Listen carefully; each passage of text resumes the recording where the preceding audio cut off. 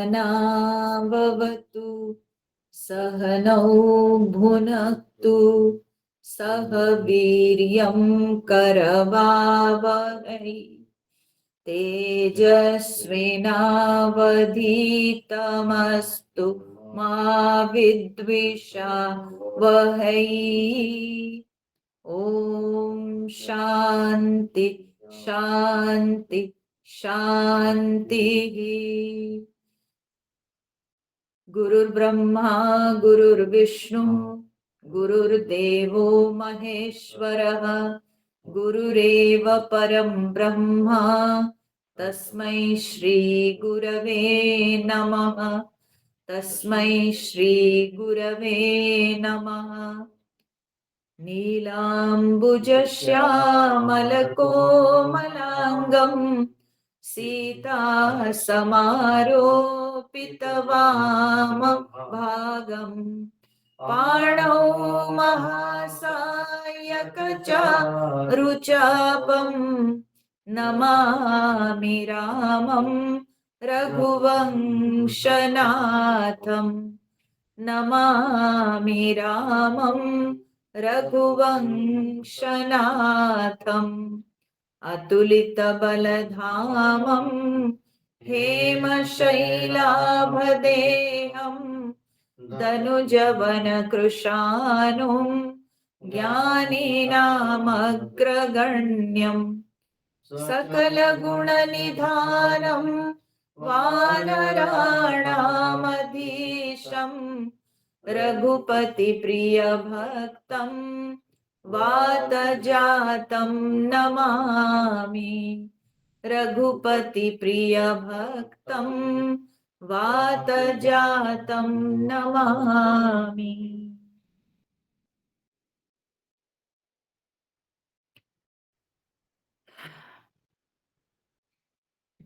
आज थोड़ा कम समय के लिए सत्संग लेना है मुझे, क्योंकि मुझे कुछ और कार्यक्रम भी है। मैंने सोचा कि सत्संग छोड़ेंगे नहीं, थोड़ा देर थोड़ा समय के लिए पढ़ लेंगे। तो हम लोगों ने सुना कि भगवान राम जी अपने पुरजनों को उपदेश दिए और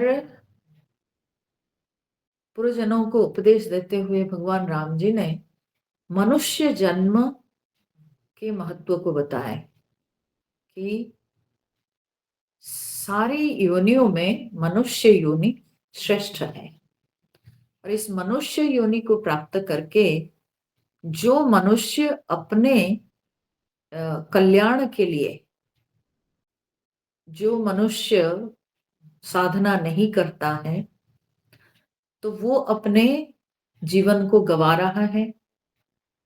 विषय के भोग में जो मनुष्य हमेशा भागता रहता है, तो वो तो बेकार अपने जो है मनुष्य जन्म को नष्ट कर रहा है।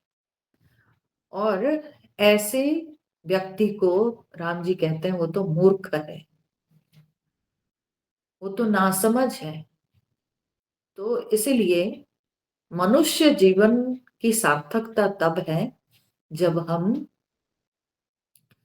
परमात्मा ने जो हमको बुद्धि विवेक दिए हैं, उस बुद्धि विवेक के द्वारा हम ईश्वर को जाने, हम परमात्मा के विषय में जानने का प्रयास करें, शास्त्रों का अध्ययन करें, चिंतन करें और अपने हृदय में भगवान के प्रति भक्ति को बढ़ाएं। क्योंकि भक्ति जो है वह हमारे व्यक्तित्व को कोमल बनाती है। हमारे व्यक्तित्व उससे जो है क्या बोलते हैं, स्निग्ध होता है। और भक्ति से भगवान जल्दी द्रवित होते हैं। ठीक है, तो इसीलिए भगवान इस तरह से अपने पुरजनों को ये जो है अपने उपदेश के माध्यम से उन्होंने भक्ति की ओर प्रेरित किया। अब भगवान के इतने सुंदर, गूढ़ और इतने सरल, सुंदर, मधुर वाणी को सुनकर सारे जो पुरवासी थे वे बड़े प्रसन्न हो गए। तो उसके बाद भगवान की वाणी को सुनकर सबका क्या भाव होता है, क्या भाव होगा? ऐसे उपदेश को सुनने के बाद जो श्रोता होते हैं उनके अंदर कृतज्ञता आती है। ठीक है, उसके अंदर कृतज्ञता अनुभव होती है। अब धृतराष्ट्र के जैसे अगर श्रोता हो जाएं तब तो कुछ कहना नहीं है। भगवत गीता में हम लोग देखते हैं ना कि भगवत गीता की शुरुआत जो होती है वो धृतराष्ट्रवाद से। धृतराष्ट्र ने प्रश्न किया और उसके प्रश्न के उत्तर में ही संजय ने दिव्य दृष्टि के द्वारा जो भगवान श्री कृष्ण के विश्व रूप दर्शन और भगवान के जो गीता उपदेश, वो सबको उन्होंने देखा, सुना, समझा और उसको उन्होंने बताया भी। ठीक है, परंतु उसको सुनने के बाद धृतराष्ट्र में कोई परिवर्तन हुआ कि नहीं वो तो पता नहीं। क्यों? क्योंकि उन्होंने तो कोई अपने भाव को व्यक्त किए ही नहीं। ठीक है, धृतराष्ट्र जो है सुनने के पश्चात, गीता उपदेश सुनने के बाद उसने कुछ कहा ही नहीं। ठीक है, क्योंकि उसका इंटरेस्ट गीता उपदेश सुनने में नहीं था। उसका इंटरेस्ट था कि मेरे बेटा लोग क्या कर रहे थे और पांडव लोग क्या कर रहे थे, कैसे भीष्म पितामह को शरसैया पे अर्जुन डाल दिया। तो उसका इंटरेस्ट उतना ही था और इस कारण से जो है धृतराष्ट्र सुनने के बाद भी गीता उपदेश कोई उसको परिवर्तन नहीं हुआ, उसके अंदर कोई कृतज्ञता भी नहीं दिखाई पड़ी। ऐसे जो श्रोता होते हैं वे जो है ना घोर तामसिक श्रोता होते हैं, तामसिक श्रोता होते हैं या निम्न श्रेणी के श्रोता माने जाते हैं। जो निम्न श्रेणी के श्रोता होते हैं वो श्रवण करते हैं, लेकिन श्रवण करने के बाद उनमें कोई प्रकार का भाव नहीं दिखता है।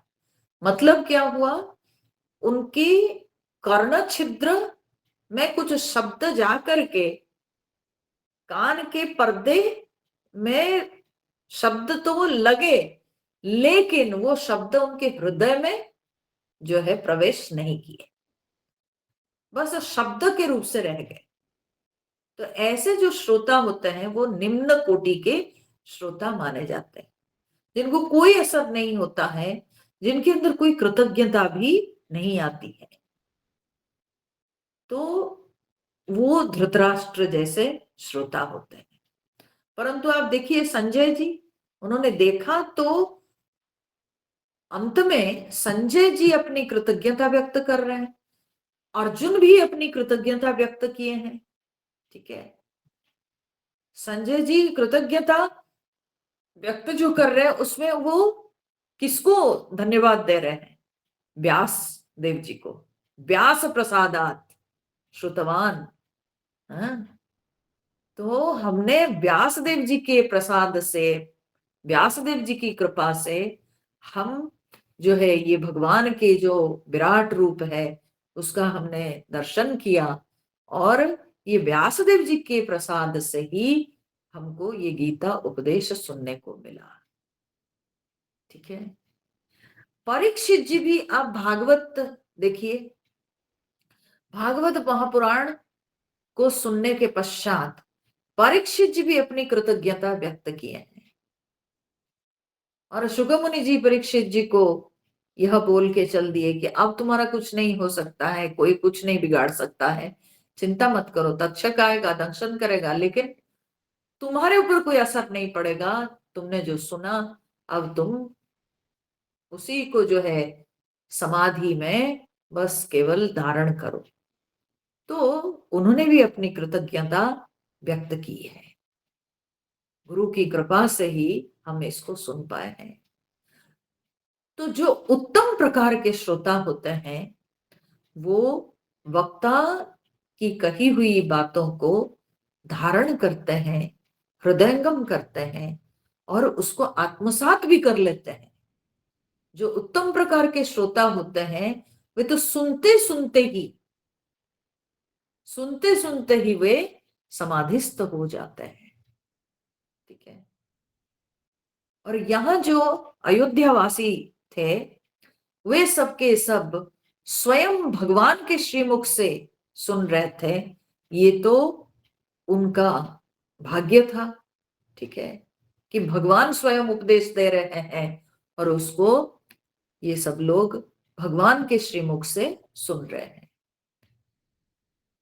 तो इसीलिए ये तो अपने आप ही वो उपदेश जो है, क्योंकि भगवान कह रहे हैं, भगवान वक्ता है, तो इसीलिए उनके हृदय में तो प्रवेश करना ही था। और साथ साथ जो है भगवान के प्रति भी राजा रूप में, भगवान जो है राजा रूप में, वे लोग तो जानते नहीं थे कि ये भगवान है, परंतु उनको लग रहा था कि उनके राजा कितने महान हैं और जो कि उनको पिता के समान, गुरु के समान, उनको जो है इतने सुंदर उपदेश दे करके उनके जीवन को चरितार्थ कर रहे हैं, उनको सतमार्ग की ओर प्रेरित कर रहे हैं। तो ऐसे राजा भी संसार में विरल होते हैं। ठीक है, राजा केवल ऐसा नहीं कि जो प्रजाओं के, क्या बोलते हैं, प्रजाओं की जीविका, प्रजाओं के लिए सारी जो है सुख सुविधा की व्यवस्था करे, केवल इतनी बात नहीं है, बल्कि एक उत्तम राजा वही होता है, एक आदर्श राजा वही होता है जो अपनी प्रजाओं को धर्म की ओर प्रेरित करे। तो भगवान राम जी वह आदर्श राजा बने कि जो अपनी प्रजाओं के लिए सारी सुख सुविधा तो रखे थे, इसलिए कहते राम राज्य। ठीक है, सुविधाओं के साथ साथ अपनी प्रजाओं को वे धर्म की ओर प्रेरित करते रहे, समय समय पर सबको धर्म की ओर प्रेरित करते रहे। अच्छा, वो भी कब? वो भी तब जब स्वयं धर्म को अभ्यास करके उन्होंने दिखा दिया। ये भी एक बात है कि हम तभी दूसरों को बता सकते हैं जब हम स्वयं अपने जीवन में धर्म का अभ्यास करते रहे होंगे। अगर हम स्वयं नहीं करते होंगे अपने जीवन में, हम स्वयं अपने जीवन में पालन नहीं करते होंगे, तो हम दूसरों को अगर बताएंगे तो वो प्रहसन हो जाएगा, वो जो है मिथ्याचार हो जाएगा। ठीक है, परंतु राम जी अपने स्वधर्म का पालन किए और धर्म का जो क्या बोलते हैं, जो एक कटु रूप है, ठीक है, उसको भी पालन करके उन्होंने समाज के सामने सिद्ध किया कि धर्म के मार्ग पर चलने वाले को क्या प्राप्त होता है। ठीक है, तो वो भगवान जो है सबके सामने दृष्टांत प्रस्तुत किए। तो उसके बाद ही भगवान अपनी प्रजाओं को धर्म का उपदेश दे रहे हैं। स्वयं अभ्यास करने के बाद, सारे कष्ट अपने जीवन में सहे, धर्म हमेशा जो है, धर्म का पालन वो सुखदायी नहीं होता है। कभी कभी धर्म का जो पालन होता है ना, बड़ा कष्टदायक भी होता है। ठीक है, और वो माने क्या बोलते हैं, वो कठिनाइयों को सामना करके भगवान सिद्ध किए कि धर्म का पालन कठिन हो सकता है परंतु असंभव नहीं है। और एक आदर्श राजा को अपने जीवन में कठिनाइयों का सामना करके प्रजाओं के लिए उसको अपने जीवन को उत्सर्ग करना होता है। यही राजा का धर्म होता है। तो इसलिए भगवान जब स्वयं अपने जीवन में ये सब अभ्यास करके लोगों के सामने दृष्टांत प्रस्तुत किए, उसके बाद उन्होंने लोगों को या प्रजाओं को वे उपदेश दिए। तो जब भगवान के मुख से उपदेश को श्रवण किए हैं उनके प्रजाजन, तो प्रजाजन गदगद होकर अब भगवान के समक्ष अपने भाव को, कृतज्ञता व्यक्त कर रहे हैं। तो क्या कहते हैं, हम लोग 46 नंबर दोहा के बाद पाठ करेंगे। सुनत सुधा सम बचन राम के, गहे सबनि पद कृपा धाम के। जननी जनक गुर बंधु हमारे, कृपा निधान प्राण ते प्यारे। तनु धनु धाम राम हितकारी, सब विधि तुम प्रणतारती हारी। असी सिख तुम बिनु देई न को, मातु पिता स्वार्थ रत ओ। हेतु रहित जग जुग उपकारी, तुम तुम्हार सेवक सुरारी। स्वार्थ मीत सकल जग माही, सपने हूँ प्रभु परमा रथ नाही। सबके बचन प्रेम रस साने, सुनि रघुनाथ हृदय हर्षाने। निज निज गृह गए आय सुपाई, बरनत प्रभु बत कही सुहाई। उमा अवधवासी नर, नारी कृतार्थ रूप। ब्रह्म सच्चिदानंद घन, रघुनायक जह भूप। बोले सुनत सुधा सम बचन राम के। तो राम जी के सुधा सम वचन को सुनकर, अमृतमय वचन को सुनकर, ठीक है। देखिए ये अमृत कितने जगह प्रयोग होते हैं। अमृत अगर बढ़िया भोजन हो जाए, स्वादिष्ट भोजन, उसके लिए अमृत, ठीक है। वचन, ठीक है, वचन सुधा सम माने अमृत के समान, अमृतमय वाणी, अमृत वाणी, ठीक है। तो होता है समय को अमृत बेला, ठीक है। हाँ, तो इसीलिए ये अमृत शब्द जो है ना, ये सब जगह जो अति उत्तम, अति श्रेष्ठ, हाँ, लगता है, उसके लिए ये अमृत शब्द का प्रयोग होता है, ठीक है। तो भगवान की जो वाणी थी ना, वो सुधा सम, वो मतलब क्या होता था कि जैसे व्यक्ति जब कोई भोजन खाता है ना, तो वो भोजन से उसको मधुर रस जब मिलता है, तो कहता है आह, अमृत के जैसा भोजन, ठीक है।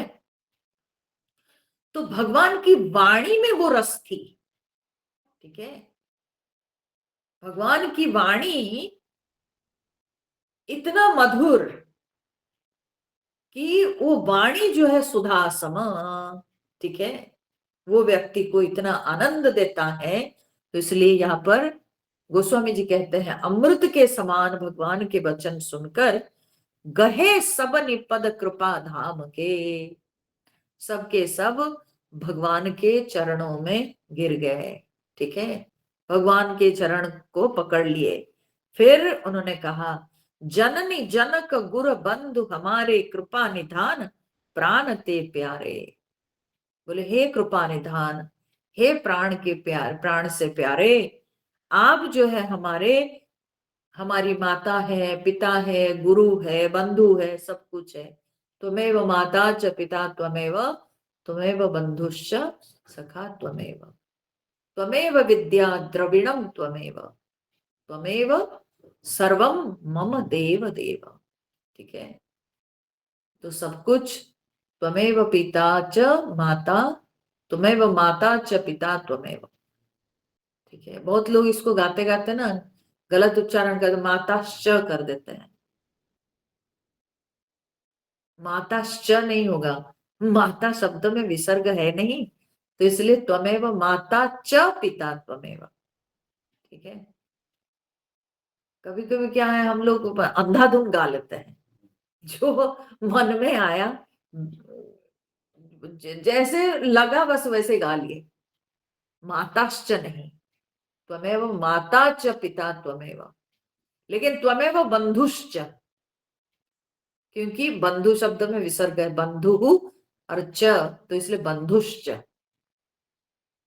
ऐसे मैंने सुना है, वो जो प्रार्थना, वो भगवान के जो नाम ये करते हैं, श्री कृष्ण गोविंद हरे मुरारे, ठीक है ना, अधिकांश लोग, यहाँ तक कि मैं देखती हूँ यूट्यूब में भी बहुत लोग गाते हैं, उसको गाएंगे क्या जानते हैं, श्री कृष्ण गोविंद हरे मुरारी। अरे हरे जिस तरह से संबोधन पद है, हरि का संबोधन पद है हरे, ऐसे मुरारी के संबोधन पद है मुरारे। तो इसमें जितने सारे नाम है, ये सबके सब संबोधन पद है। हे श्री कृष्ण, हे गोविंद, हे हरे, हे मुरारे, हे नारायण, हे वासुदेव, ये सारे संबोधन पद है। हम पुकार रहे हैं भगवान को, श्री कृष्ण गोविंद हरे मुरारे, हे नाथ नारायण वासुदेव। तो सबके सब संबोधन पद है। तो संबोधन पद में, इकारांत संबोधन पद में ए मात्रा आती है, हरे मुरारे। ठीक है, लेकिन कुछ भी बोलते हैं हम लोग, बड़ा कान को खटकता है, लगता है कैसे बिना सोचे समझे लोग गा लेते हैं। तो वैसे ही हम लोग जैसे प्रार्थना करते हैं, त्वमेव माता च पिता त्वमेव, त्वमेव बंधुश्च सखा त्वमेव, वही यहाँ पर भी जो पुरजन है, वे भगवान को तो सामने देख रहे हैं, है ना, सामने देख रहे हैं। अच्छा देखो, माता पिता तो इसी जन्म में ही हमको खिला पिला के हमारे शरीर के जो है ना, शरीर की रक्षा माता पिता किए इस जन्म के, है ना। परंतु भगवान ये उपदेश दे करके तो उनको उद्धार कर दिए। ठीक है, उनका उद्धार कर दिए भगवान। भगवान तो उनके पता नहीं, उनके 100 जन्म उनका जो है उद्धार हो गया। तो इसीलिए भगवान तो माता पिता से बढ़कर हो गए। तो यहाँ जो वे प्रार्थना कर रहे हैं कि प्रभु आप हमारे माता पिता, आप हमारे बंधु, आप हमारे सब कुछ है, गुरु बंधु सब है। सचमुच में भगवान उपदेश देकर के गुरु बने हैं, और जो सुधासम वाणी जो सुनाए, जो महान उपदेश भगवान दिए हैं, उससे वो तो माता पिता से बढ़ के कार्य किए हैं। हाँ, माता पिता तो हमें सांसारिक विद्या देते हैं, और संसार में हमारी रक्षा हो, इसलिए हमको खाद्य पेय आदि दे करके बड़ा करते हैं। परंतु भगवान तो यहाँ पर अमृतमय वचन दे करके हमारे जन्म को सार्थक कर दिए। तो इसलिए वे कहते हैं प्रभु आप हमारे सब कुछ हैं, तनु धनु धाम राम हितकारी, सब विधि तुम प्रणतारति हारी। बोलते कि हे प्रणतारति हारी, हाँ, हे शरणागत के दुख हरने वाले, हे प्रभु राम जी, आप ही हमारे तनु धनु, आप हमारे तन है, धन है, आप हमारे धाम है, आप हमारे सब कुछ है, सब विधि हितकारी, आप सब प्रकार से आप हितकारी है। ठीक है, भगवान से बढ़कर धन क्या हो सकता है आखिर, हाँ? निर्धन के धन, है ना। तो भगवान से बढ़कर धन और कौन हो सकता है। और सब संसार के धन तो धूल सम है, और सब संसार के जो धन है उसको तो व्यक्ति खो सकता है, लेकिन ये धन ऐसा धन है जिसको प्राप्त करके गीता में कहा जाता है यम लब्ध्वा चा परम लाभ मन्यते नाधिकम ततः।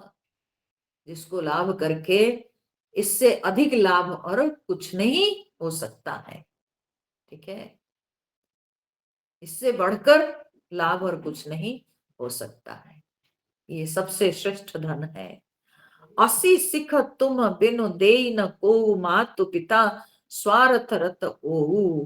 कहते हैं ये जो असी सिख, ऐसी शिक्षा आपने जो दिया, वो बोलते हैं कि और कौन दे सकता है, आपके अलावा और कौन दे सकता है, ये आप ही ऐसी शिक्षा दे सकते हैं।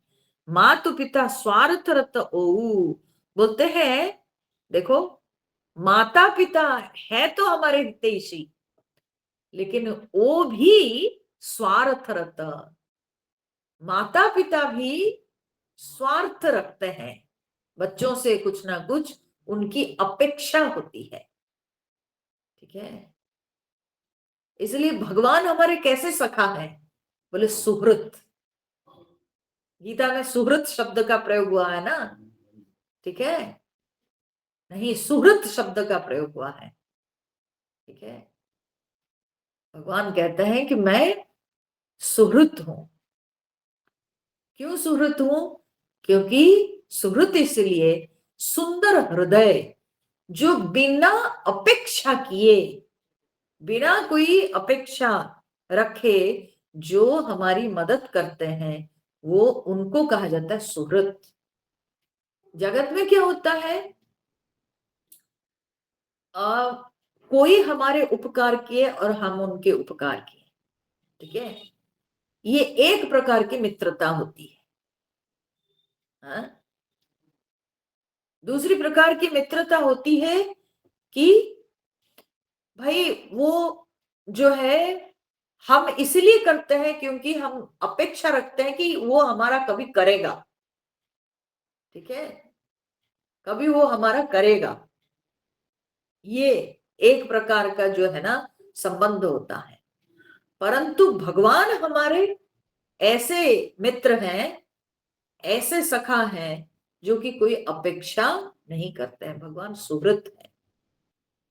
ठीक है, तो संसार में माता पिता भी जो है वे हितैषी है, हमारे वेलविशर्स है, परंतु उनके मन में भी कुछ स्वार्थ रहता है।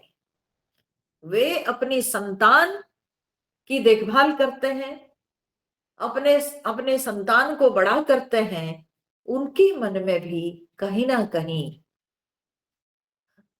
अपने भविष्य को सुरक्षित करने की भावना होती है।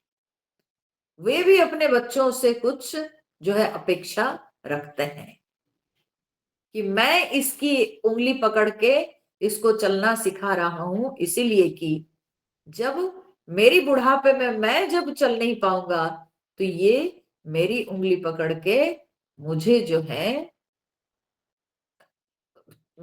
संभालेगा। ठीक है, आज मैं इस पर धन लगा रहा हूं, कल जब मेरी धनोपार्जन की क्षमता नहीं रहेगी तो ये धन उपार्जन करके ये मेरी देखभाल करेगा। तो इस तरह से जो है माता पिता के अंदर कहीं ना कहीं स्वार्थ रहता है, माता पिता के अंदर कहीं ना कहीं अपेक्षा रहती है। यद्यपि संसार में जितने प्रकार के सांसारिक जो सारे संबंध है, वो सारे संबंधों में श्रेष्ठ संबंध है माता पिता के संतान के साथ। ठीक है, इससे श्रेष्ठ संबंध जगत में और कोई संबंध नहीं है। परंतु उससे बढ़कर जो पारमात्मिक जो संबंध है वो है परमात्मा के साथ, वो सबसे श्रेष्ठ है, क्योंकि उसमें भगवान की क्या अपेक्षा है हमसे, कोई अपेक्षा नहीं। भगवान तो हमेशा देते रहते हैं, बिना कारण भगवान प्रेम करते रहते हैं।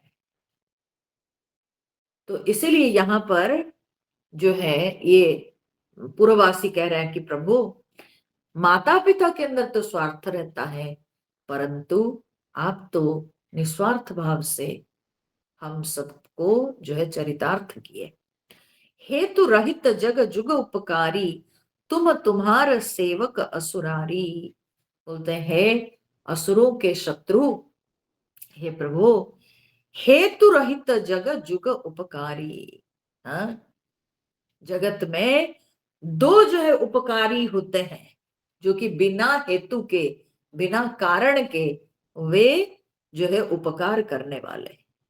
तुम, तुम्हारा सेवक, ठीक है, एक आप और दूसरा कौन है ना, दूसरे आपके सेवक माने भक्त, ठीक है, साधु।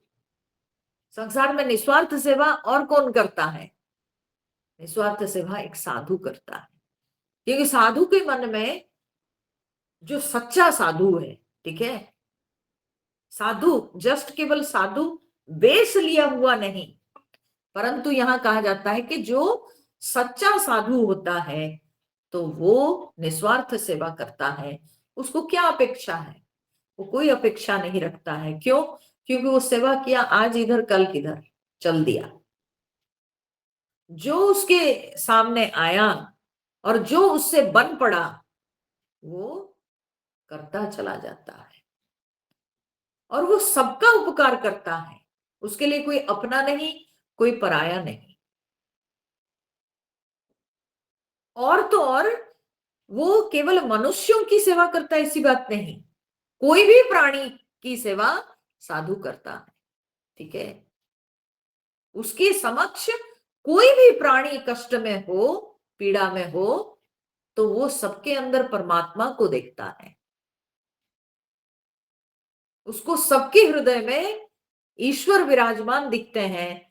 इसीलिए वो केवल मनुष्य मात्र की सेवा नहीं करता है, बल्कि वो सब प्राणियों के हित करता है। इसलिए भक्त के लक्षण में भगवान श्री कृष्ण गीता में कहते हैं सर्वभूत हिते रता, सब प्राणियों के हित में भक्त रमता है। तो सब प्राणी मतलब केवल मनुष्य मात्र नहीं, बल्कि सब प्राणियों के हित वो करने में तत्पर रहता है, हर प्राणी। यहां तक कि जो प्राणी उसको कष्ट देते हैं उनका भी साधु हित करता है। यही साधु के विलक्षण प्रकृति है, यही साधु का जो है विलक्षण स्वभाव है कि जो प्राणी उसको कष्ट पहुंचाते हैं वो उन प्राणियों के भी हित करता है। तो इसलिए यहां पर जो पूर्ववासी कहते हैं वो बिल्कुल सही कि दो जो है संसार में हितकारी होते हैं, एक भगवान और एक भगवान के जो सेवक होते हैं, जो भगवान के भक्त होते हैं, या जो भगवान के माने जो भगवत प्रेमी होते हैं, तो वे संसार में निस्वार्थ सेवा करते हैं। संसार में वे सच्चा उपकारी होते हैं। स्वार्थ मीत सकल जग माही, सपने हूं प्रभु परमारथ नाही। तो बोलते हैं जगत में तो सभी स्वार्थ के मीत मित्र है, सबके सब तो स्वार्थ के मित्र हैं, सब स्वार्थ के पीछे भागते हैं, ठीक है।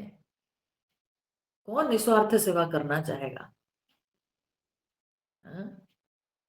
काहे कोई इतनी मेहनत करेगा, या क्यों आखिर कोई कष्ट उठाएगा, बताइए तो। रजाई के अंदर रजाई ओढ़ के बस सो जाने में जो आनंद है, काहे जाएंगे आश्रम, काहे जाएंगे सत्संग सुनने, इतना कष्ट क्यों उठाएंगे? तो स्वार्थ मीत सकल जग माही, संपूर्ण जगत में सब स्वार्थ के मित्र हैं। सपने हूं प्रभु परमारथ नाही, कहते हैं प्रभु ऐसे लोगों के लिए सपने में भी परमार्थ नहीं। जो स्वार्थ की भावना रखते हैं उनका सपने में भी कभी परमार्थ नहीं हो सकता है। ठीक है, परमार्थ माने सपने में भी कभी वे मोक्ष प्राप्ति नहीं कर सकते हैं जो स्वार्थ में लगे रहते हैं। तो सबके वचन प्रेम रस साने, सुनि रघुनाथ हृदय हर्षाने। सबके ऐसे इतने प्रेम भरी बातों को सुन करके, प्रेममय वचनों को सुन करके भगवान के हृदय में भी बड़ा हर्ष अनुभव हुआ। निज निज गृह गए आय सुपाई, बरनत प्रभुबत कही सुहाई। और सब जो है बड़े सुंदर बातचीत करते हुए अपने अपने घरों में गए और भगवान के जो है कहा हुआ उपदेश को सब बातचीत करते हुए, वर्णन करते हुए सब अपने अपने गृह में लौट गए। उमा अवधवासी नर नारी कृतार्थ रूप, ब्रह्म सच्चिदानंद घन रघुनायक जह भूप। शंकर जी कह रहे हैं उमा, ये जो अयोध्यावासी है, जहां पर स्वयं राम जी उनके राजा हैं, ब्रह्म सच्चिदानंद घन। और राम जी कौन है? बोले कि ये तो सच्चिदानंद स्वरूप परब्रह्म परमात्मा ही अवतार लेके आए हैं और राम जी के रूप में उनके राजा बने हैं। तो वहां तो सबके सब धन्य हो गए। उमा अवधवासी नर नारी कृतार्थ रूप, सारे जो अयोध्या में रहने वाले पुरुष नारी ये सब के सब कृतार्थ स्वरूप है। उनकी और कोई कामना रह नहीं गई, उनकी सारी कामना पूरी हो गई। क्यों? क्योंकि नित्य निरंतर वे भगवान का जो दर्शन कर रहे थे, भगवान के मुख निसृत वाणी को सुन रहे थे, भगवान की सेवा कर रहे थे, तो उनका जीवन तो धन्य हो गया। फिर कहते हैं अब ये घटना घट गई। अब इसके कई दिन के पश्चात एक बार वशिष्ठ मुनि आए।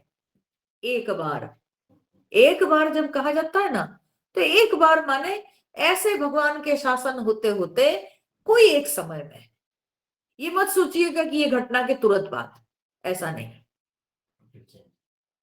बिल्कुल विषय भी चेंज होता है और ऐसे ही समय पार होते होते कभी एक बार ऐसे एक बार वशिष्ठ मुनि आए।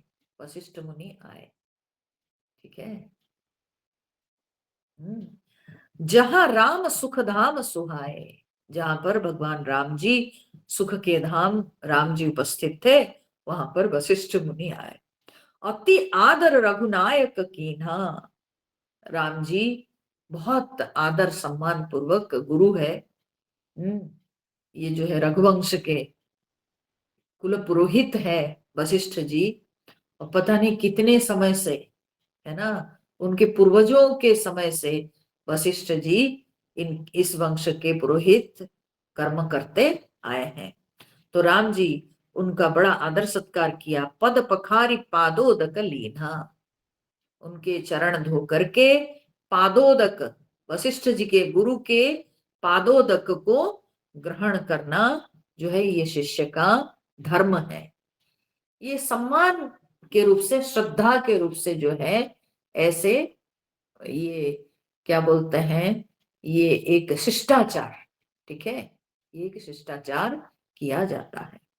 तो भगवान राम जी उनका इतना सम्मान किए। फिर वशिष्ठ मुनि जो है कहते हैं, राम सुनहु मुनि कह कर जोरी, कृपा सिंधु बिनती कछु मोरी। अब सुनिए कितने सुंदर बात है यहाँ। राम जी जो है वशिष्ठ मुनि की पूजा की और उनके आदर सत्कार करके उनको जो बैठा दिए, उसके बाद कहते हैं वशिष्ठ मुनि हाथ जोड़ करके राम जी से कह रहे हैं, बोले हे प्रभु, हे कृपा सिंधु, मेरी कुछ विनती है, आप उसको ध्यान से सुनिए, ठीक है। मैं कुछ विनम्र निवेदन करना चाहता हूं। देखी देखी आचरण तुम्हारा, होत मोह मम हृदय अपारा। बोले आपके आचरणों को देखकर माने आपके जो मनुष्योचित चरित्र, मनुष्योचित जो लीला आप जो कर रहे हैं, उसको देख करके मुझे बड़ा मोह हो रहा है। ठीक है, मेरे मन में कुछ जो है ना भ्रम उत्पन्न हो रहा है। भ्रम उत्पन्न हो रहा है माने ऐसा नहीं कि वशिष्ठ मुनि को कोई भगवान की भगवत्ता पर कोई संदेह है, ऐसा नहीं। लेकिन भगवान इतने परफेक्ट लीला करते हैं कि उसको देख के लगता है कि ये ब्रह्म सच्चिदानंद है, और कैसे ये जो है ना ये मायामय जगत में, ठीक है, संसार क्या है, मायामय है। तो इस मायामय जगत में एक साधारण नर के समान कैसी लीला कर रहे हैं, ये देख करके मन में कभी कभी जो है ना भ्रम उत्पन्न होता है कि जो मैं देख रहा हूं, हाँ, वो सही तो देख रहा हूं या कोई सपना है। तो कभी कभी जो है ना मन में भ्रम उत्पन्न होता है। महिमा अमित वेद नहीं जाना, मैं कही भांति कहूं भगवान। बोलते हैं भगवान, जिनकी महिमा को, आपकी महिमा की तो सीमा नहीं है, और आपकी महिमा को जब वेद नहीं जानते तो मैं कैसे बखानूं। ठीक है, तो इसका मतलब उनको भगवान की भगवत्ता मालूम है, लेकिन बोलते कि कभी कभी आपकी लीला ऐसी होती है प्रभु, देख करके मैं भी भ्रम में पड़ जाता हूं।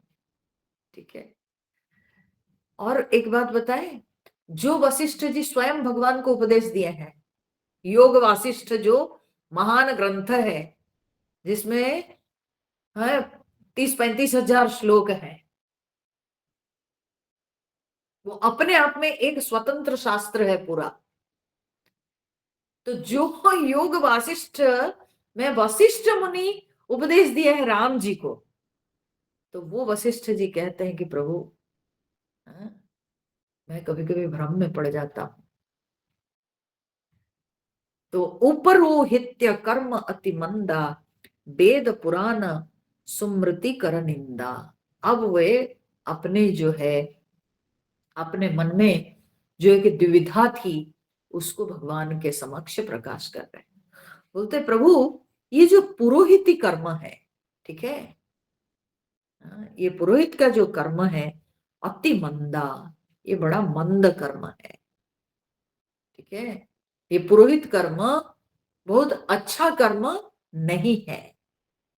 ठीक है, असलियत में जो ब्राह्मण का जो परम लक्ष्य है कि भाई शास्त्र का अध्ययन करके, शास्त्र का अध्ययन अध्यापन करके और पुनः उसको संसार धर्म से बिल्कुल मुक्त हो जाना चाहिए।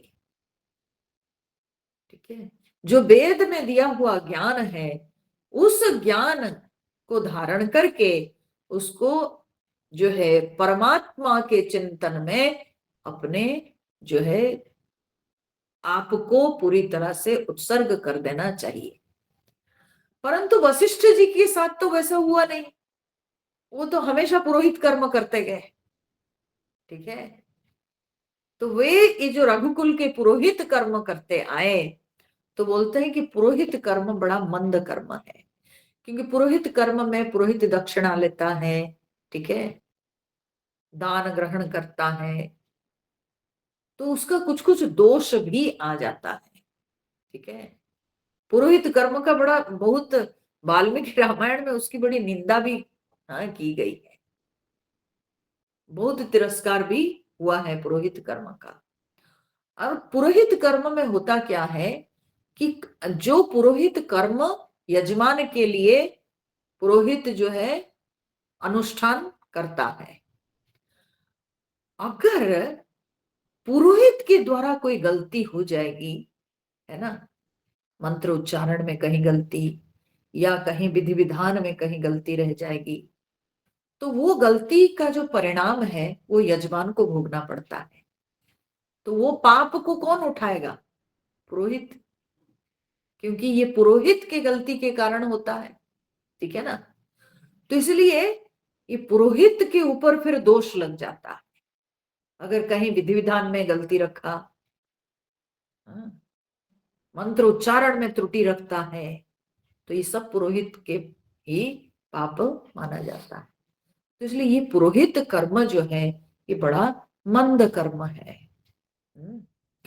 तो वेद पुराण स्मृति कर निंदा, वेद पुराण स्मृति सब में इसकी निंदा की गई है।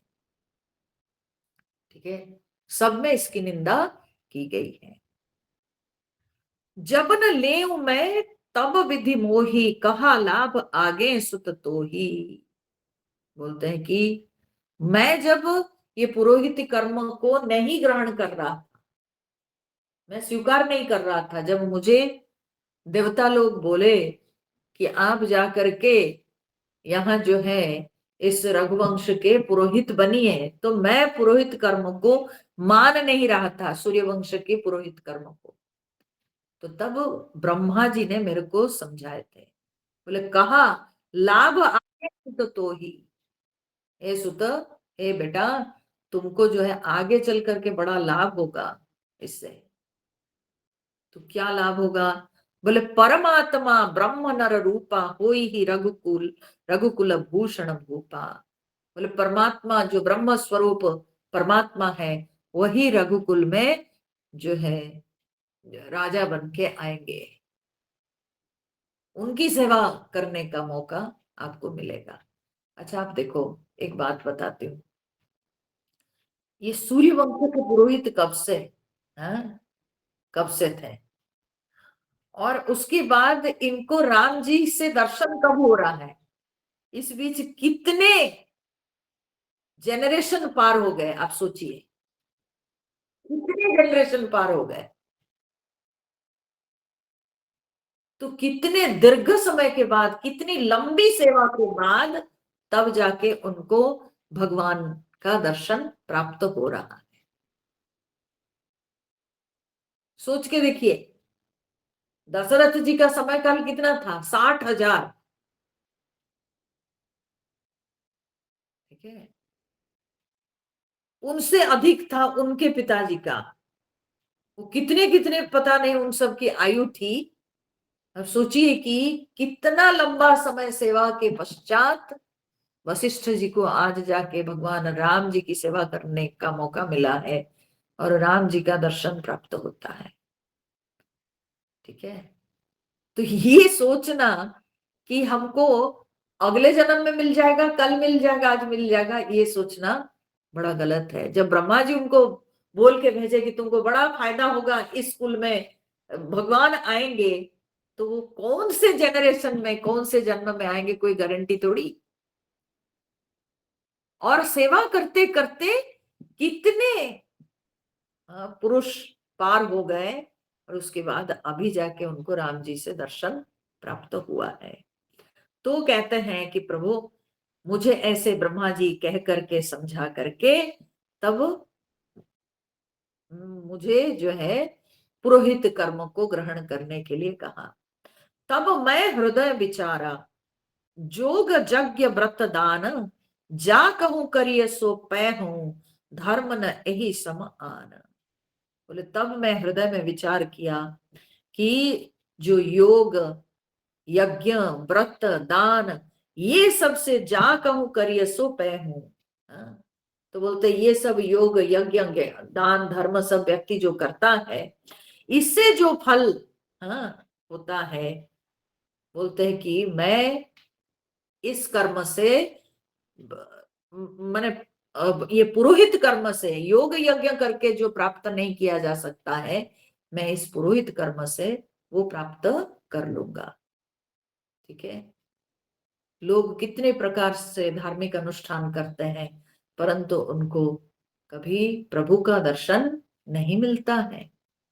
परंतु जब स्वयं ब्रह्मा जी ने कहा कि आपको ये भगवान का दर्शन मिलेगा, तब वो विचार करने लगे, बोले मैं पुरोहित कर्म से भगवान का दर्शन प्राप्त कर लूंगा, तो धर्म ए ही सम आन।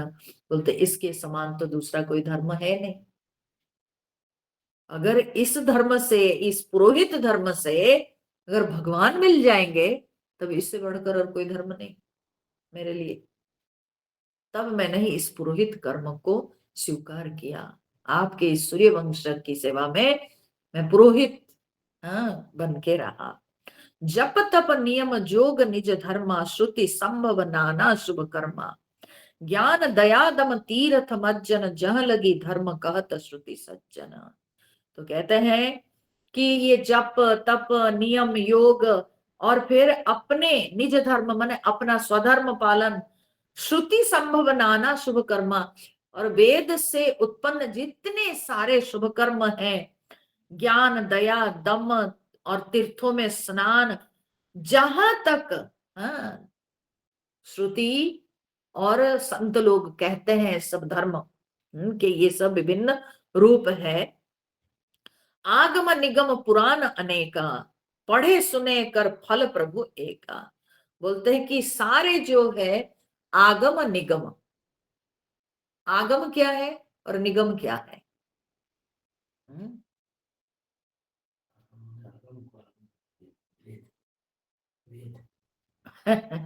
निगम है वेद, ठीक है। आगम जो है वो सारे जो बाद में, वेद के बाद जो सारे महापुरुष लोग वेद को चिंतन करके, वेद का अध्ययन करके उन्होंने जो लिखा स्मृति ग्रंथ सब, वो सब हो जाते हैं आगम, ठीक है। निगम है वेद। तो आगम निगम पुराण अनेका, तो सारे जो ये शास्त्र हैं वो सबको पढ़ने सुनने का जो सर्वोत्तम फल है वो एक ही है। वो क्या है? न तव पद पंकज प्रीति निरंतर। सारे शास्त्रों का पढ़ने सुनने का एक ही फल है कि भगवान के चरणों में निरंतर भक्ति हो, निरंतर प्रेम हो। इतना पढ़ सुन करके अगर भगवान के चरणों में प्रेम नहीं हुआ तो सब बेकार है, ठीक है, तो सब बेकार है। जैसे एक गधा अपने पीठ पर जो है गंगा जल के भार लेके जा रहा, तो उसको क्या पता वो क्या भार लेके जा रहा? गधा को पता है? गधा को ये ज्ञान है कि उसकी पीठ पर हाँ, क्या बोलते हैं, कोई दूसरे जो है वस्तु जा रही है या गंगा जल जा रहा है, उसको क्या मालूम? वो तो भार मान के लेके जा रहा, ठीक है। तो उसी प्रकार से अगर हम शास्त्र पुराण पढ़ के भगवान में हमारा प्रेम नहीं हुआ, भगवान की तरफ हमारी बुद्धि आकर्षित नहीं हुई, तो फिर हम बस केवल शास्त्र पुराण का भार लेके चल रहे हैं और कुछ नहीं। शास्त्र पुराण केवल हम बौद्धिक व्यायाम कर रहे हैं, ठीक है ना। बहुत सारे शास्त्रों को याद रखने का, बहुत सारे शास्त्रों को कोट करने का, हाँ, और तर्क वितर्क करने का, ये सब बौद्धिक व्यायाम माना जाएगा। तो शास्त्र पुराण पढ़कर सबसे जो बड़ा, सबसे बड़ी उपलब्धि यही है कि ईश्वर में हमारी भक्ति हो, भगवान में हमारा मन लग जाए। ये सबसे बड़ी उपलब्धि है, ये सबसे बड़ा फल है। तो सब साधन कर यह फल सुंदर, सारे साधन का यही सुंदर फल है, ये मैं मानता हूं। चाहे जो कर्म व्यक्ति करे, शास्त्र का अध्ययन, चिंतन, योग, यज्ञ, दान, धर्म, जितने सारे धर्म के विभिन्न आयाम हैं, उन सब के पालन का फल यही है कि भगवान में प्रीति हो।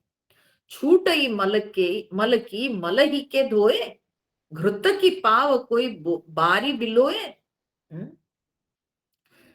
वशिष्ठ जी कह रहे हैं कि क्या मल को मल से निकाला जा सकता है? हा? मल को मल से निकाला जा सकता है क्या? गंदगी को जो है गंदगी से हम साफ कर सकते हैं?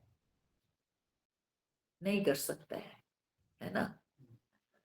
तो गंदगी को साफ करने के लिए चाहिए तो शुद्ध जल, है ना। अंत में शुद्ध जल से साफ करने से ही तब जा करके जो गंदा है वो छूटता है।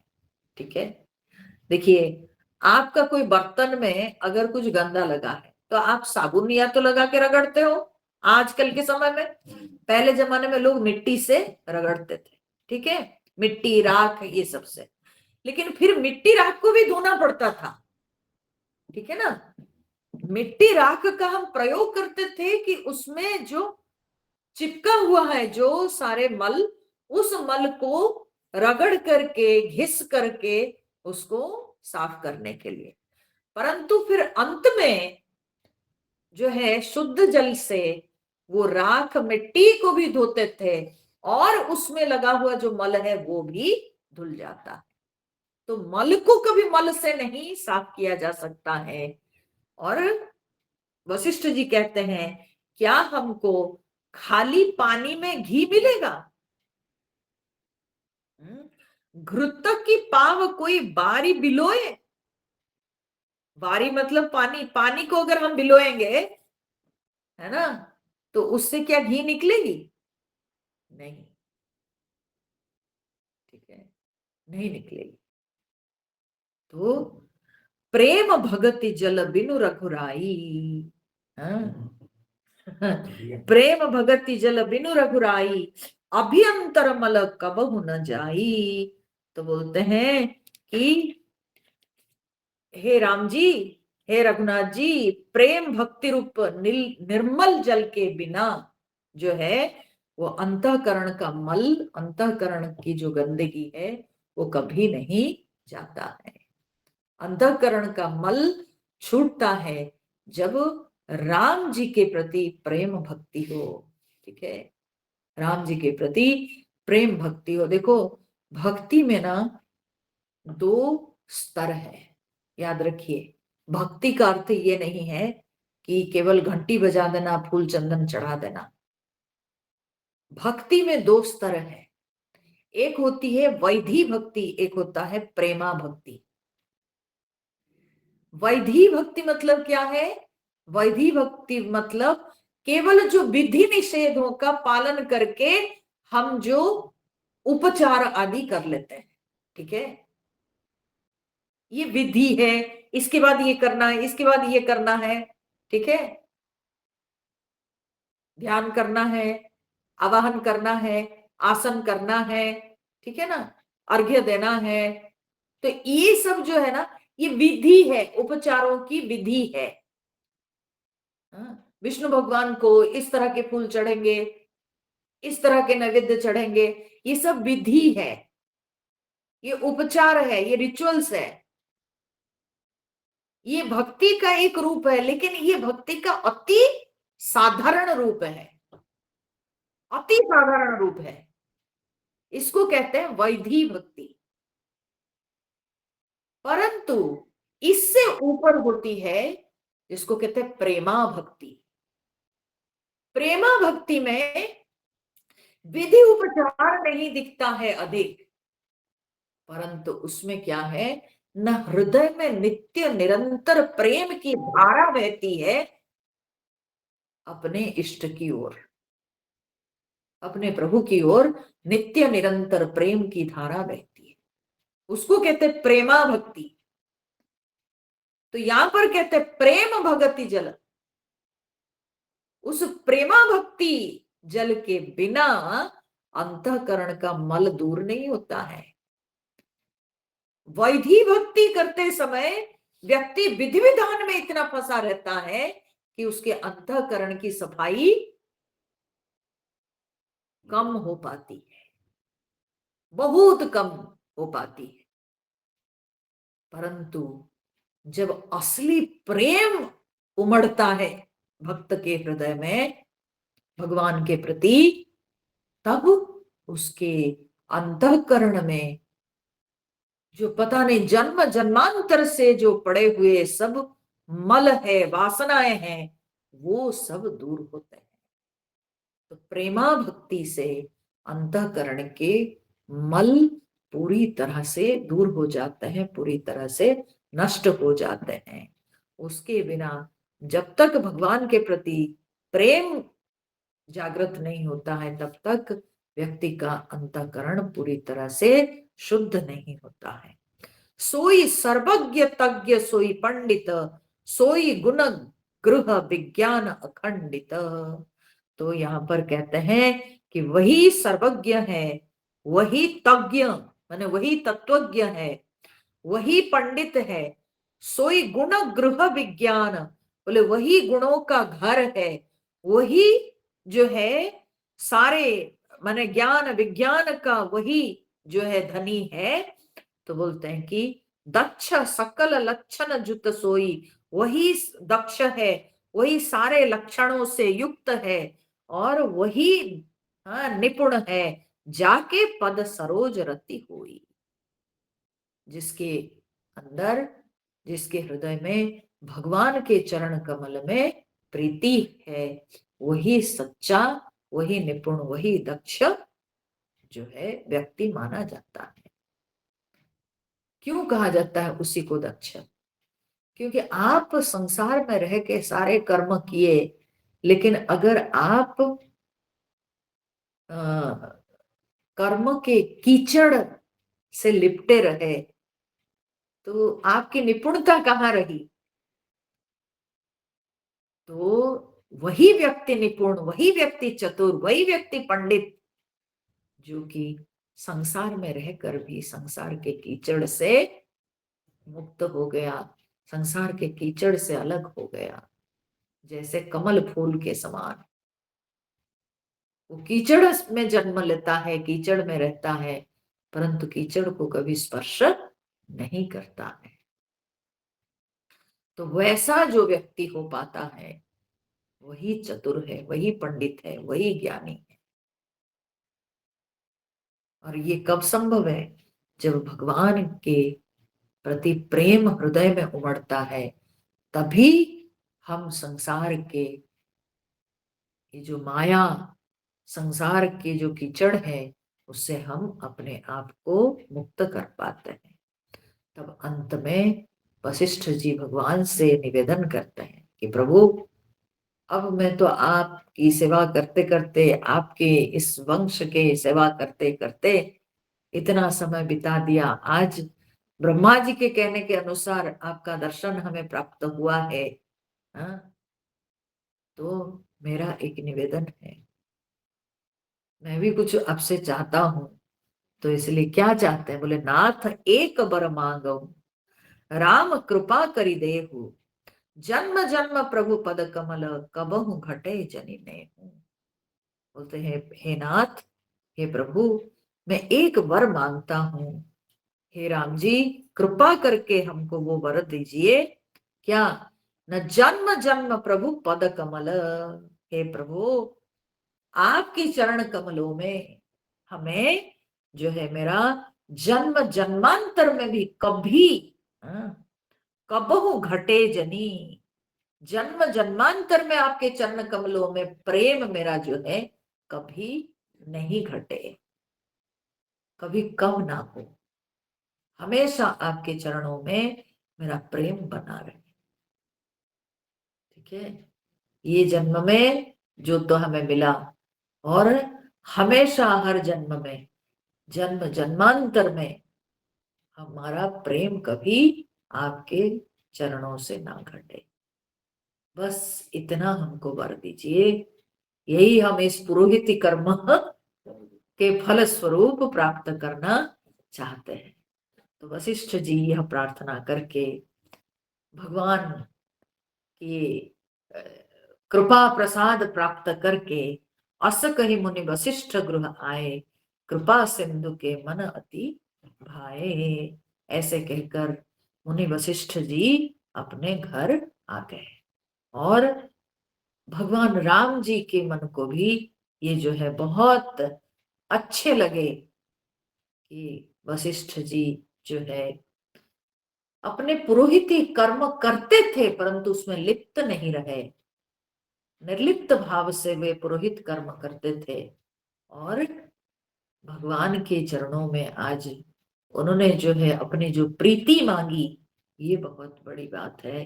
तो भगवान को ये बात बहुत अच्छी लगी। अब उसके बाद फिर कुछ समय बीतने के पश्चात, ये सब भगवान राजा होने के बाद ये सब विभिन्न घटना, सब अलग अलग समय की घटना को गोस्वामी तुलसीदास जी वर्णन कर रहे हैं। तो फिर कुछ समय के पश्चात हनुमान जी, भरत जी को साथ लिए भगवान फिर निकले। टाइम टू टाइम निकलते हैं ना, देखने के लिए राज्य के हाल समाचार क्या है। फिर इन लोगों को लेके भी कभी कभी कहीं कहीं घूमने चले जाते हैं कि चलो बैठ के हाँ कहीं सत्संग करेंगे। तो तब एक बार इन सब के संग जो है भगवान फिर निकले। तो फिर क्या हुआ उसमें, उसको हम लोग फिर कल श्रवण करेंगे। आज के लिए इतना ही सत्संग। हरिओम। श्री राम जय राम जय जय राम। श्री राम जय राम जय जय राम। श्री राम जय राम जय जय राम। श्री राम जय राम जय जय राम। श्री राम जय राम जय जय राम। श्री राम जय राम जय जय राम। श्री राम जय राम जय जय राम। श्री राम जय राम जय जय राम। जय